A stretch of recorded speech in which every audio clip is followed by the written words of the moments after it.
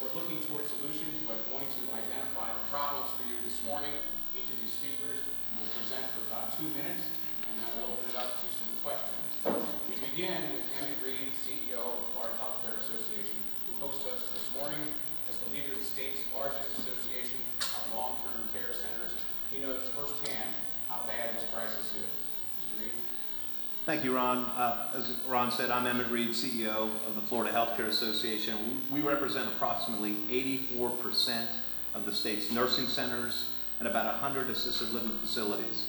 FHCA brought together this coalition of healthcare associations back in August because we're all experiencing the same pain points. The labor shortage is the worst it's ever been. Caregivers at long-term care facilities are burned out. Like many private industries, they can't find staff. But unlike those private industries, they can't adjust their productivity. They can't take longer to serve a meal. They can't cut their hours. They're expected to provide resident care 24 hours a day. If they don't have the caregivers they need, they must limit the number of residents that they can serve. Today, nearly every long-term care center in the state is facing a staffing shortage as thousands of jobs remain vacant. At the same time, more than half of the nursing homes and assisted living communities are in dire financial straits due to chronic Medicaid underfunding and the ongoing costs of fighting the pandemic. Even prior to COVID, workforce recruitment and retention were very challenging in the long-term care setting, but right now it's the worst it's ever been. On July, we surveyed FHCA members and it revealed that nearly every nursing center is experiencing staffing shortages and that their workforce situation has gotten worse since 2020. Here are some numbers. 74% were forced to use temporary staff through an agency at least once to fill shifts. 52% of nursing homes have had to reduce admissions because of staffing challenges. 63% said their budget cannot sustain current efforts to meet staffing needs for more than 6 months. 58% said they're paying unsustainably higher rates for staff than they can manage to recruit. And 59% said their facilities are operating at a loss or total negative margin, while 19% are operating on a total margin of no more than 3%. The consequences of letting this crisis go unsolved are significant. It's going to create an access issue for hospitals looking to discharge patients to our care centers and individuals out in the community who look to our facilities when they can no longer care for themselves at home. Veterans who need help will be added to a waiting list. Families will have to travel farther, if they can travel at all, to see their loved ones because their hometown nursing center won't be able to take them in. Solving these crises requires the state of Florida to take a forward-thinking approach. This coalition has come together to recommend a series of long-term solutions that will recruit more healthcare heroes to not only serve our vulnerable seniors who need long-term care, but also those who want to remain home longer and those who rely on hospitals for their critical care needs. The measures taken by our long-term care providers to fight COVID has also spurred an economic crisis, especially since these facilities had limited resources prior to the pandemic. Most residents rely on Medicaid for their care, but the program fails to reimburse providers for the actual cost of providing care. This ongoing discrepancy, coupled with the high ongoing costs of fighting COVID-19 and fewer new admissions, are causing serious financial challenges. Providers are spending hundreds of thousands of dollars on personal protective equipment and staffing to care for and protect our residents and frontline workers. Costs per patient day are up almost $42 compared to pre-pandemic time periods, resulting in additional costs to the profession of $660 million annually. Staffing has been our top cost in response to fighting the COVID-19 and meeting our residents' care. Facilities have seen 22% increase in direct care staff costs, resulting from paying overtime, heroes pay, contract labor, and other added benefits, and hiring additional in-house staff. That's an added $300 million in direct care expenses that facilities are experiencing now on an annual basis. Facilities' use of employment agencies to fill vacancies is up by nearly 250%. Just as important is the fact that agency staff don't get to know the day-to-day needs of our residents, and that lack of consistency in direct care workers affects residents' quality of care and quality of life. The economic crisis is happening across the long-term care profession in large markets, rural communities, in standalone facilities, and those that operate multiple care centers. Even our state veterans' homes are affected. And I want to give you an example. We have 6 veterans' homes in Florida that typically operate at 98% capacity.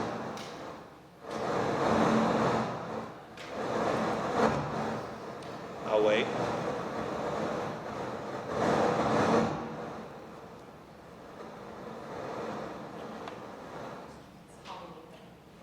It sounds like my sound machine when I'm trying to sleep.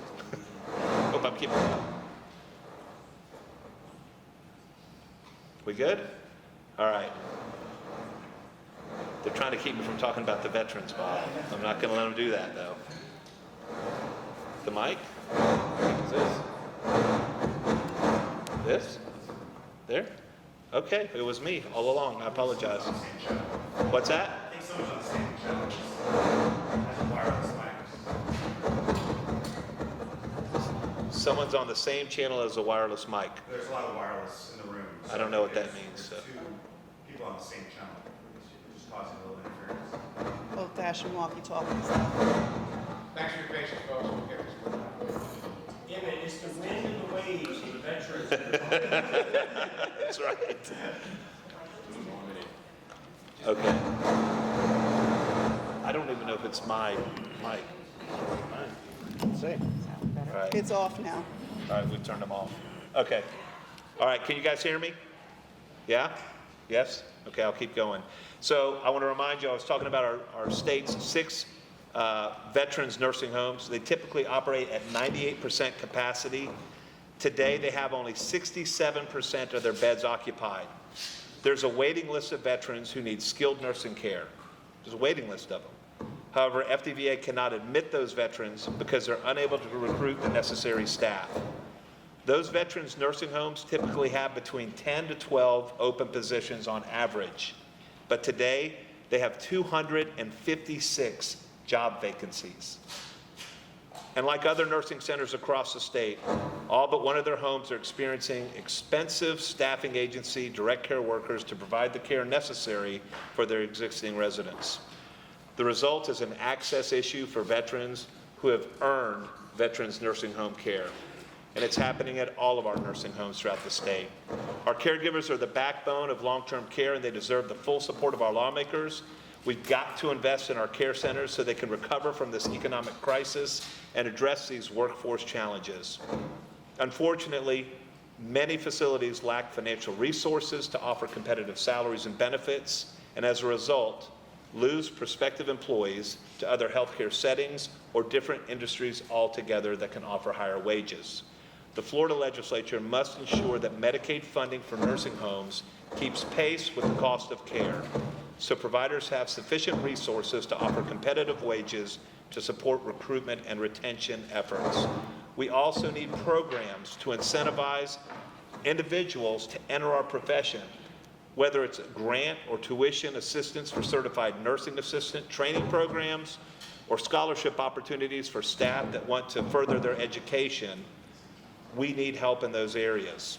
We're seeing the success of these types of programs on one-offs, like they're working with their local chamber, maybe their technical or community colleges, but we need a more global approach to this if we want to be successful with the wave of frail and elderly that are sure to come to Florida.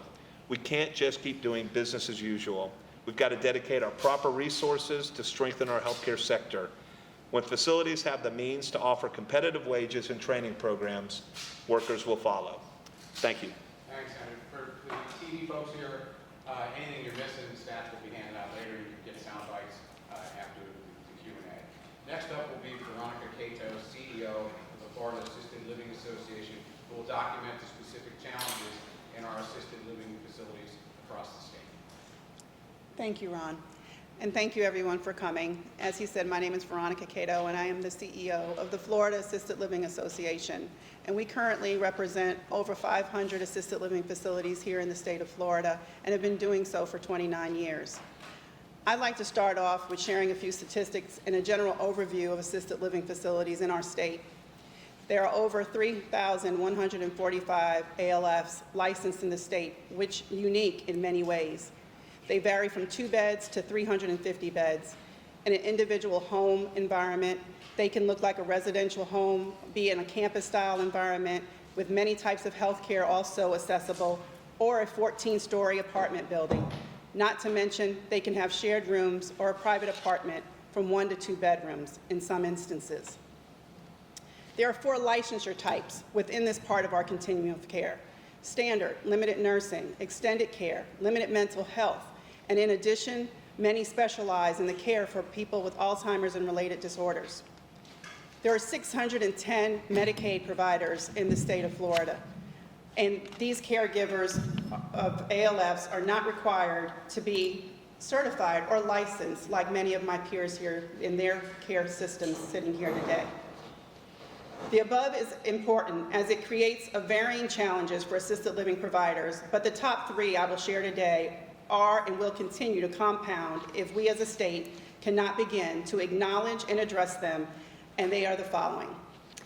Self-imposed choice to stop accepting new residents. Why are they doing this? Because they need to protect the quality of care to the residents they currently have. They're protecting their license to remain in regulatory compliance. This impacts new residents being unable to move into a home of their choice. They may have to choose another assisted living facility, or they may potentially have to remain in unsafe home environments until that facility is available to take them. Or they may remain in higher acuity care settings, such as hospitals and nursing homes, putting additional stress on their care models, increasing costs to the insurance, private sectors, and our state or residents' personal finances. Eventually, closures for financial instability, reducing the number of options to a growing population in our state. The second, retention and recruitment challenges.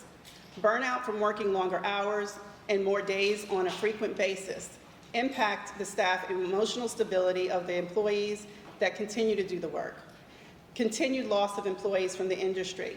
Burnout of owners and operators, as many are working in facilities with their staff in place of vacant positions. Remember, in Florida, 1,747 ALFs are 10 beds or less. And in even larger facilities, 25 and 50 bed owners have shared that they are also working side by side and in place of caregivers.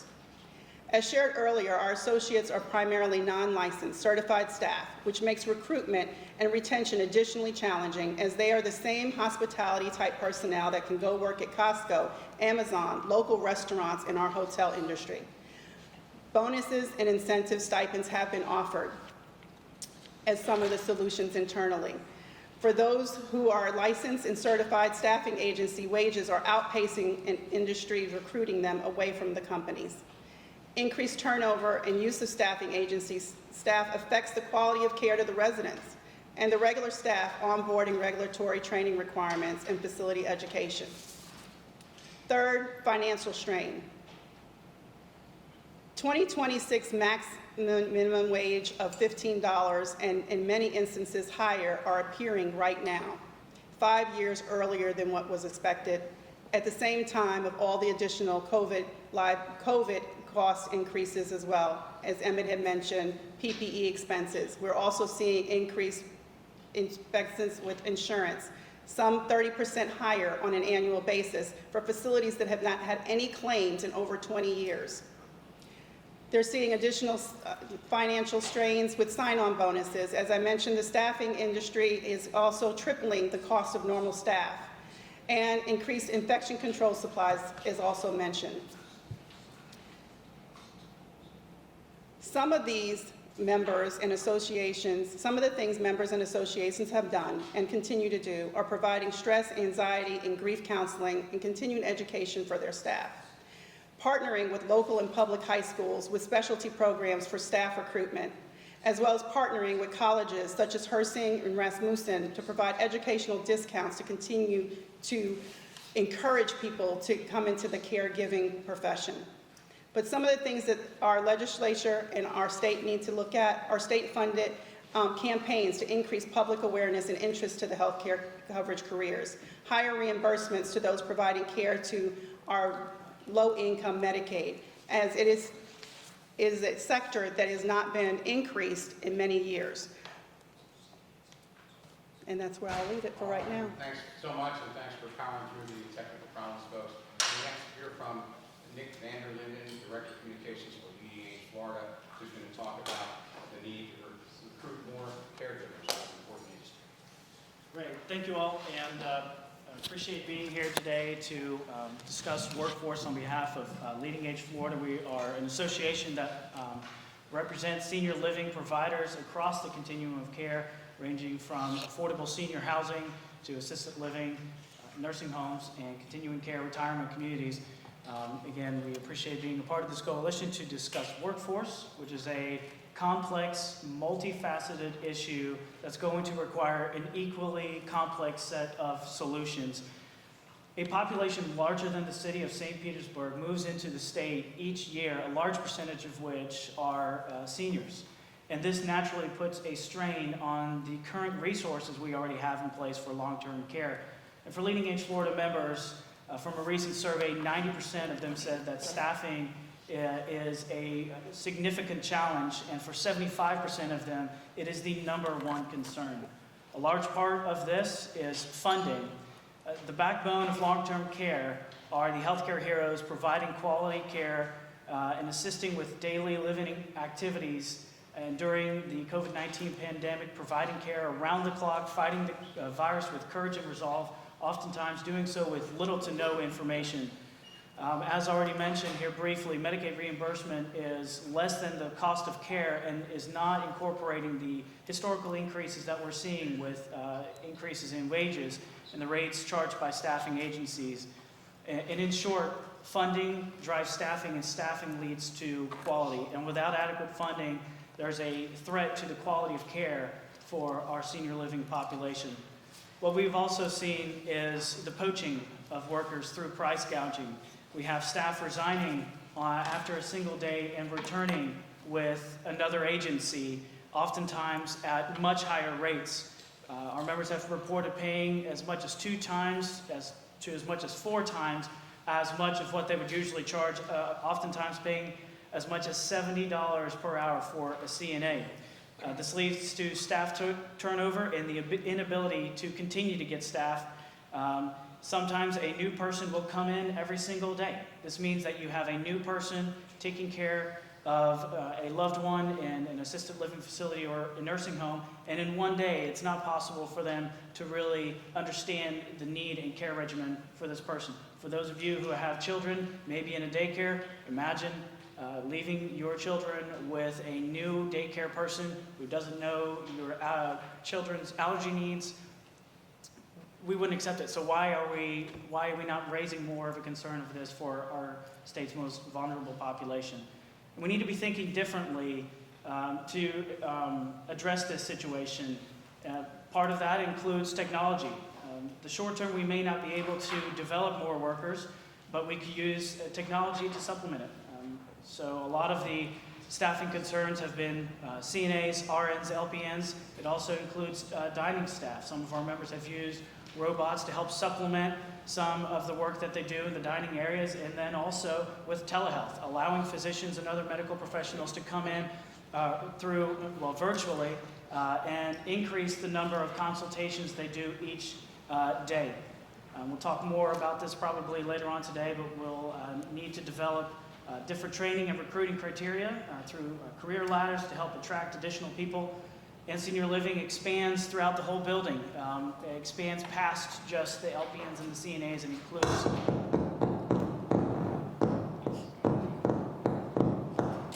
try and keep talking. It includes the dining staff and senior management as well. So developing partnerships with colleges such as UCF and their senior living management program will be a great alternative as well. And again, thank you for allowing us to be here. We're excited to be here and looking forward to continuing this discussion. Thank you. Thanks, Nick. Gail Matillo, who is the President and CEO of the Florida Senior Living Association, will deepen the perspective about the COVID's impact on staffing. Thanks, Ron. I'm Gail Matillo. I'm the President and CEO of the Florida Senior Living Association.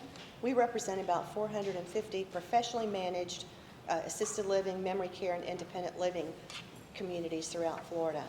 Costs have increased across the board, from 50% insurance, liability insurance increases, to 30% property increases, to 25 to 30% in food costs. This does not leave much of a margin to be able to cover the additional staffing charges, the costs that Emmett, Veronica, and Nick were talking about earlier. When you have to call an agency in to handle a shift because someone calls off, that's a 50% increase right there. So it's very expensive to do that. Even worse, most assisted living providers are private pay. So they don't receive money from the federal government. They've not received any portion of that COVID relief money at all. The 24-hour nature of our business means that they're open 24/7. They can't just go home whenever they want to. They have to continue caring for their residents day and night. So that even really increases the staffing issues. Staff are switching employers. They're leaving the industry. They're tired. They're stressed. They're challenged. And they were challenged before the pandemic, and now they're challenged even worse. They dealt with angry family members during COVID. They dealt with residents who were fearful, didn't know what was really going on. They didn't understand why they couldn't do their normal activities. And regulators who constantly changed rules and guidance. Every day there was something new that came out from CMS, CDC, or the agency. So our staff have said enough is enough. And they've just decided to get out of the business altogether. How much more is this going to take before something's done? We really need help to staff and care for our elderly. There's 4.3 million seniors over the age of 65 in Florida, and that number is just going to continue to increase as time goes on. Something needs to be done now. One of the things that we're looking at is grant money for apprenticeships.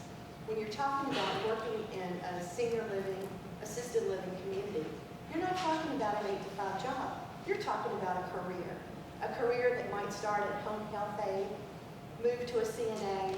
Oh, I could be an LPN and even an RN and make 6 figures within a few years. That to me sounds like a great and rewarding opportunity. Thank you so much. Mary Mayhew, the President and CEO of the Florida Hospital Association, will add some deeper perspective still on the crisis and how it affects her facilities and nursing as well. Good morning. Definitely want to echo many of the comments that have been made and just stress the urgency of this crisis. The crisis is now. Our hospitals were certainly experiencing a workforce shortage prior to the pandemic. But the pandemic has been like a gasoline can over that fire. What our healthcare heroes have experienced over the last now nearly 20 months in response to this pandemic is nearly indescribable. The stress, the strain. Our nurses, our respiratory therapists, our emergency staff, those are demanding jobs under the best of circumstances. 20 months of responding to a pandemic for many has led them to take a break from healthcare, to retire early, or they have left to pursue very financially attractive opportunities with staffing agencies either here in Florida or elsewhere around the country. And while it breaks my heart for any business to have to reduce its hours or shut down a day during the week, hospitals can't close on Mondays. 24/7 care for critically ill individuals. We have to be there, and we just saw during the Delta surge what happens when you can bring beds in but you can't staff them. We had over 50% of hospitals that were unable to accept patient transfers. We all just saw over the last 20 months what it means when you need your hospitals there and the level of dependency that we have.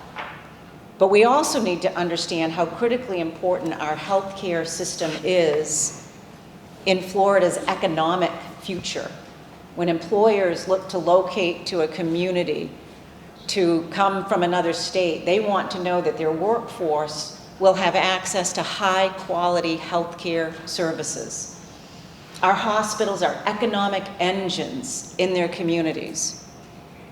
But there are healthcare leaders in our hospitals who have been doing this now for 20, 30 years, and they have said frequently to me they've never seen anything like it in terms of the workforce shortages that they today are experiencing. In partnership with the Safety Net Alliance, we have done some research and analysis, and first we conducted a survey in the spring, and our hospitals experienced a 25% turnover rate among their nurses, 30% turnover rate among their critical care staff, intensive care unit staff. We've been tracking that data point through the Florida Hospital Association for over 20 years. We've never seen a turnover rate at that level. And then we also, because we've got to plan and we've got to look out beyond the next 6 months, the next year, we've got to look out on the horizon, given the population growth in Florida now and into the future. We needed to assess what the shortage of nurses looks like 10 years from now. And based upon the analysis that we did, we are forecasting by the year 2035 nearly a shortage of nearly 60,000 nurses. But the crisis is today, the urgency is now to look at an array of strategies to address the challenge. And this will be a public-private partnership. Our hospitals have had and will continue to have relationships with their local community colleges, their university system to support expanding capacity, to increase the pipeline of new nursing graduates. But we need to take another look in partnership with the legislature, with state agencies, to ensure that resources are effectively aligned to meet that expanded capacity of new nursing graduates in the next 12 months, the next 24 months. And we know that that comes down to the ability to recruit nurse faculty at our community colleges, at our university systems. The same challenges that our hospitals are facing today in recruiting nurses because of the extreme escalation in labor costs, particularly because of the dependency on contracted staffing. Our universities, our community colleges are struggling as well to hire nurse faculty. But when we talk about the need to expand the number of slots to meet an increased need for new nursing graduates, we know that we've got to hire our universities, our school nursing programs have to hire more nurse faculty to meet that pipeline demand. There have been a lot of disruptions throughout the pandemic, but this has significantly affected our hospitals and their ability to not only meet the demand for today, but to continue to plan for the healthcare needs of their communities of Floridians in the years to come. Grateful to the Florida Healthcare Association, Emmett, to you for your leadership convening this coalition. We certainly look forward to working with all of our partners here, our public policymakers here in Tallahassee, our state agency partners, because it is going to take all of us together to address the significant challenge. Thank you. Thanks very much.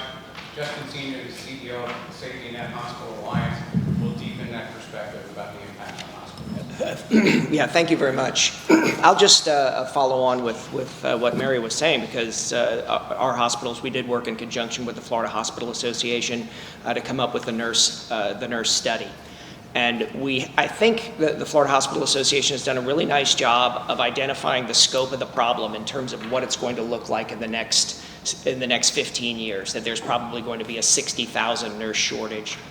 One thing that I would do as a word of warning is I do think that this pandemic has exacerbated significantly the situation on the ground. Ultimately, I think there's been a dip in the number of practitioners, the nurses actively practicing as a result of burnout, as a result of early retirements. And at the same time, I think we've actually poured gasoline on the fire when it comes to the increase in Florida's population. I'll give you another telegraph. We actually have a component piece of the study that involves the physician workforce. It's something that we earlier had done in 2013, and we were looking at the results as we're about to put out a new study on the physician workforce. We're looking at the results from 2013 and what the projections were in 2013. And interestingly enough, we thought at the time, and I was at the agency at the time, we thought that some of the projections around population were absurdly aggressive, that the population was not going to grow that fast. But in fact, now that we look at it 6 years later, we had underestimated population growth by a significant margin.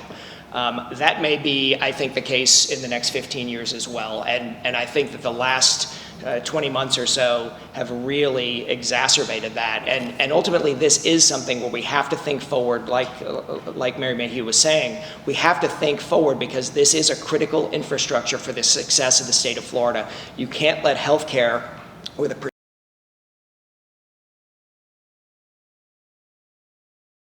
It's important that we make these investments going forward. And these are things that do take a lot of time.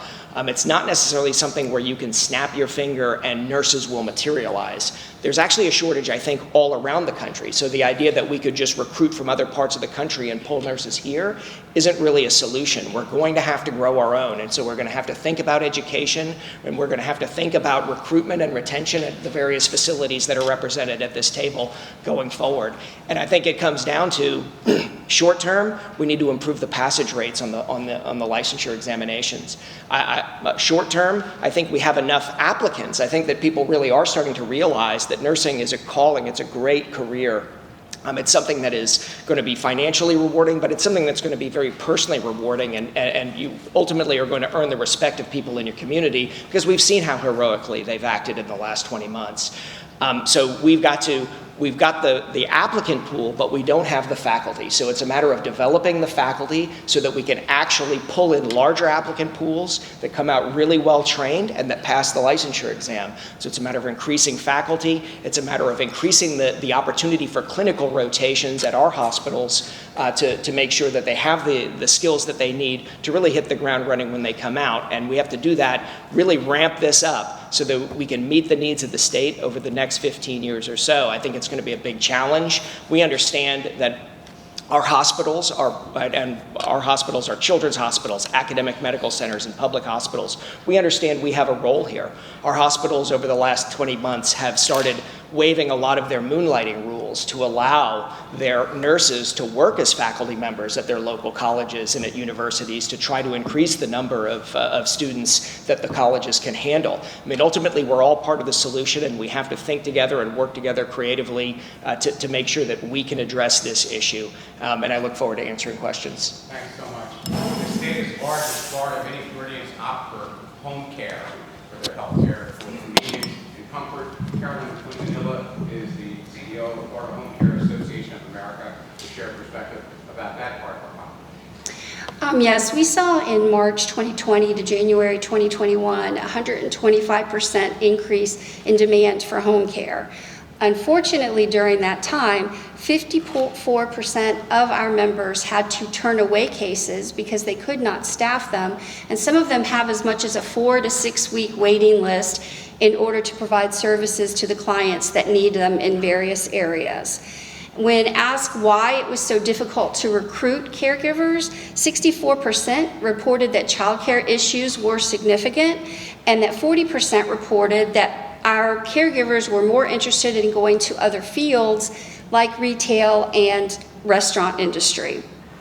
The lack of caregiver workforce and the $15 minimum wage looming before us, which as someone indicated earlier is really already here, and inadequate Medicaid funding is also contributing to our issues. Some solutions are to ensure that Medicare funding for facilities, home health, and home care keeps pace with the cost of care. Directly increase funding to the Nursing Student Loan Forgiveness Trust Fund, grant programs dedicated to certified nursing assistant training programs, a career ladder scholarship opportunity that would encourage staff to continue to increase their education to become a registered nurse, and other industries that would assist the aging population. And last, the Florida legislature should review and update CNA and home health aid services that are provided across licensure categories to ensure consistent levels of care and consistency throughout the licensure of those individuals. Thank you. And to round up on the home health care population, we have Bobby Lally, Executive Director of the Home Care Association of Florida. Thank you, Ron. So the Home Care Association of Florida represents all the various types of home health deliveries, from Medicare, Medicaid, to private pay, which could include a payment from individual to individual, or insurance. So we represent all of those. But what does that really mean? If you take the numbers, you can think of a Medicare beneficiary. We had 350,000 of those individuals in Florida that receive some type of service. Then you can add 160 to 200,000 Medicaid beneficiaries receiving some sort of home and community care. And then when you add it in, like I just said, the private pay sector, which includes insurance, and then just, the person down the street helping out, you can really quickly get to a million individuals getting some sort of care in their home, okay? So in veterans, Emmett brought it to it. A lot of veterans are aging in home, in place in their homes, so that's key too. We have every sector or type of home health provider is experiencing everything that every person on this panel has pointed out. But I wanted to draw sort of focus in on a specific group. We talk about nursing shortages, and many times I'm a nurse, I'm an RN, but we usually will talk about RNs and LPNs. But in the home care sector, man, the need is greatest in that CNA, certified nursing assistant, or a home health aide. It is critical.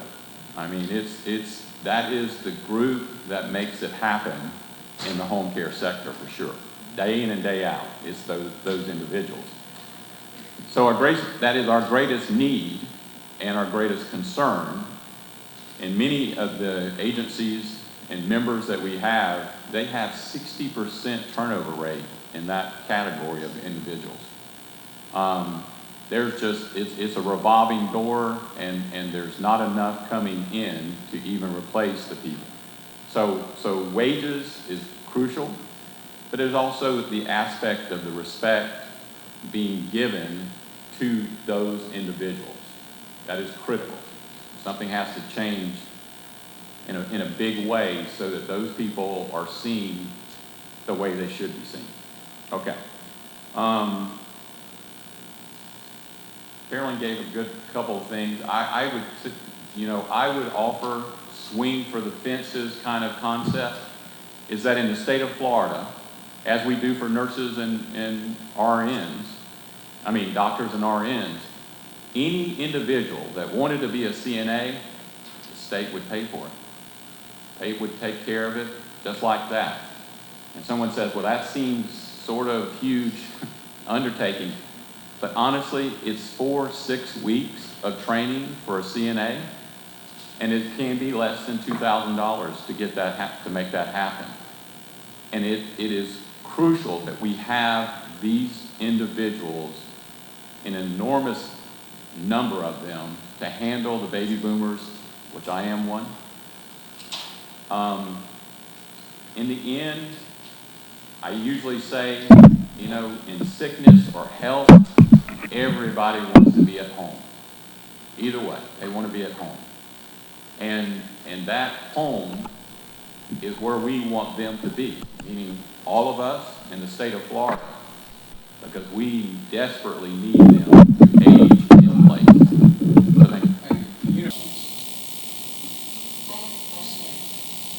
So thank you. I heard about increasing faculty and needing to increase passing rates and increasing reimbursement, and I understand these are all changes in the box. What specifically are you doing to address? It looks like, burnout is a huge issue, and I heard Ms. Quintel mention childcare. What are you doing for the workers here other than intentionally giving them an opportunity, to go from a CNA to an LPN to an RN?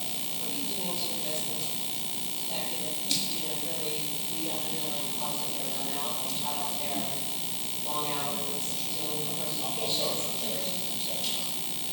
So I think what you've seen with the burnout, there's a couple things happening. Number one is our workforce in long-term care is age. And so a lot of those folks are burning out, but they're retiring a little bit early. So we've got that. So we've got to start developing the younger workforce to understand that going into long-term care can provide a career path, a very rewarding career path for them. Our long-term care facilities are doing all sorts of creative programs for their employees. One of our nursing homes in the state of Florida is making sure that CNAs are understanding how to actually do a personal budget, for instance, to help them understand what their child care costs are and how they can help them pay for that. Some of our nursing centers are offering no interest loan programs for their employees to encourage them to stay and to help them stay away from the quick cash loan places on the street corner, things of that nature. So they're coming up with every kind of creative idea that they can to help them with those challenges.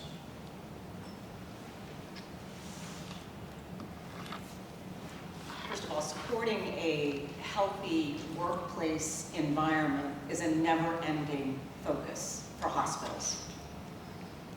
Being able to retain their trained frontline staff is critically important to the consistency and high-quality care being provided to their patients. Acutely now, our hospitals are focused on bringing in mental health resources, the mental health well-being of our staff, the level of trauma, the post-traumatic stress identified among our staff is significant. And so there is an immediate need for that level of resource. And then secondly, to be focusing on the generational differences, as Emmett said, looking at our staff that may be closer to retirement. What are some of the flexibilities and resources that help to support retention? For younger, more recent nursing graduates, I believe someone mentioned earlier, apprenticeship programs have been proven in nursing to increase retention rates. When you are introduced into that 24/7 environment and the pressure involved in taking care of critically ill patients, having a trained mentor and the framework of an apprenticeship program can be invaluable in improving self-confidence and improving the overall retention rate. So there are a variety of efforts underway to fully assess that workplace environment and some of the strategies that need to be employed to support our staff. Okay. Other questions, Jim? Just to kind of cut the bottom line, I mean, a lot of what we're talking about is going to cost a lot of money. I mean, the governor's going to be putting together a budget proposal in the next few weeks, month. I mean, is there any cost estimate that you have to these things? Medicaid rates, educational, I mean, talking CNA, paying CNA, paying CNA training. I mean, is there anything definite you have in terms of what the ask is going to be this year?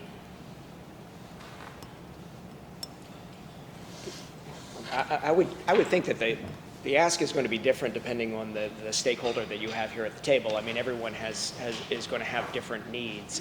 I would guess, though, that when the price tag comes up, the price isn't going to be quite what you're thinking, and ultimately it's going to be an investment that is going to pay off, I would think, handsomely over the course of the next 15 or 20 years. Ultimately, this is something that is going to help spur the growth of the state of Florida and help the state of Florida maintain its growth. And you're going to be creating really excellent jobs that are going to be bringing more excellent jobs into the community and making the community more vibrant, more economically successful. So I don't know that ultimately what we're talking about here is investment, and I'm not sure that the investment will be as much as you think. I'm not sure what Bobby was saying, you know, a couple $1,000s for the CNA training to create a few thousand CNAs with the size of the budget, and actually with some of the funds that the state might have available to it on a one-time basis over the next few years, there are some opportunities there to maybe use that money to make that investment and to address the situation right away. You know, and not everything that we've talked about costs money. I mean, there are certain things up here where we understand we have a role when it comes to recruitment and retention. All of us as employers do, to Christine's question, and there are things that we need to do to be part of the solution as well that we talked about. Also, I've heard some of these leaders say that's not what it costs, Jim, it's what it saves, which is probably a lot of lives. Kristen, I think you have a question from a journalist who's virtually joining us. I do. I have a question from Destiny with the Florida Channel, who I have unmuted. Destiny, I don't know if you can... Hi, can you hear me? Yes, we can hear you. Hi, so the House Bill 209 by Representative Silvers, and it's also in the Senate. It's a family caregiver certified nursing assistant program where it would allow, it would give a pathway for family caregivers to become CNAs. I'm not sure if any of you have heard of that. It's a partnership with ACA, but is there a benefit to that? Do you see that as maybe helping to alleviate some of those needs? So, yes, we're aware of that, and I think it's a great idea. I don't see it bringing huge numbers of CNAs, but it will help on several different sort of angles or in different ways. You have a lot of family and friends and unpaid caregivers shouldering a lot of work out in the community. And I wish I could remember the number, but it was billions and billions of dollars. So this does sort of help bring that mother or caregiver that is a family member or some sort of relative or friend, and giving them a way to become a CNA, and I'm assuming that even a nurse, LPN or an RN, that it would give them that ability to do that, and then that person could be employed from one of the Medicaid plans or someone else to provide that care in the home. I think it's a innovative and great idea, and whatever we can do to get just one more person on the line, that's what we need. All right, we've got another question. Yeah, this is from Cindy Goodman with Sun Sentinel. Hi, thank you for taking my question. So my question is, how aggressive are these staffing agencies in marketing towards your existing staff? And if you train this new population of caregivers, what is to prevent these staffing agencies from hiring them and the problem from perpetuating? So this is Emmett Reed with FHCA. Yes, they're incredibly aggressive. Our staffing costs are up 250%, something like, or 100%, I'm sorry.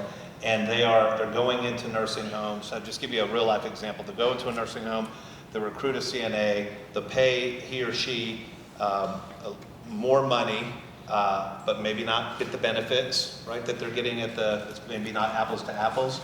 And they'll give them flexibility to jump from care center to care center. So at first it seems attractive. Now let's talk about the downside to that. Number one is your parent or grandparent or loved one in a nursing home is now not getting consistent care from a CNA that they're used to seeing every single day. COVID-19 has shown that it spreads wildly in nursing homes, and so now you've got a nurse that's going from nursing home to nursing home to nursing home. It brings up a safety issue as well. The staffing agencies have no liability exposure. So if the CNA that's hired by the staffing agency has an issue, it's on that said nursing home. And so that's why they're able to not, they don't have the overhead that a nursing home has. That's why they're able to pay more right now. It's an unsustainable model. I mean, our nursing homes are barely keeping up now. So if they continue to do this, continue to raise the prices, we're going to continue to see more nursing homes go out of business in the state of Florida. Sure. So this is Nick from Leading Edge Florida. As Emma mentioned, yes, they are very aggressive. We see turnover sometimes from day to day. You have providers that would have never had a staffing agency in the past are now forced to use staff because they really just have no other option. To address your point of the question of what we could do is we could work with the Florida legislature and the Office of the Attorney General to conduct an investigation into these practices and excessive costs. I believe there's a handful of states that are already doing so, so that could be a potential start. So as this crisis that you all have documented gets expressed to people who are going to read and hear about this through this event today, what is your calming comment to the public of Florida? Calming? Or alarming? This whole meeting is to raise the red flag, to sound the alarm. Okay. We are in major crisis, and we need solutions quickly. Okay. I have a follow-up Okay, question, sure. if I may. Jim asked about the cost, and in my notes, I have Emmett, you saying, and I could be wrong here, but that the cost of care had increased post-pandemic $42 a day, making the gap in Medicaid reimbursement to your cost of care, increasing that gap. And I thought I heard you use a $300 million figure. Because I'm kind of like Jim, I'd like to know. Sure. I think you may have a figure, Yeah. and then how much Yeah. some of this could 300 for staffing alone. How much, I'm sorry? 300 million for direct care. And is that state and federal dollars? That's, I believe, Medicaid dollar state. And so just to give you an example, pre-COVID, our costs were $257 per patient day. I'm sorry, reimbursement, $257 per patient day, and now it's costing $300 per patient day. The rate that we're getting paid by the state is $234.50 per patient day. And if you get that 300 million bump, it would take your 234 to what? Oh, that's a Tom Parker question. Okay, Yeah, thank you. he's here though. Tom, you got Thank you. your calculator out? Hang on, we'll get the answer for you, Christine. He's right there. Almost another $19 a day. Thank you. Also, I know some of you journalists want to come do one-on-ones here. We've been at this a while, so let's get a little less formal now. And for those who want to break down your tripods and come up here and talk to these folks individually, you're welcome to do it.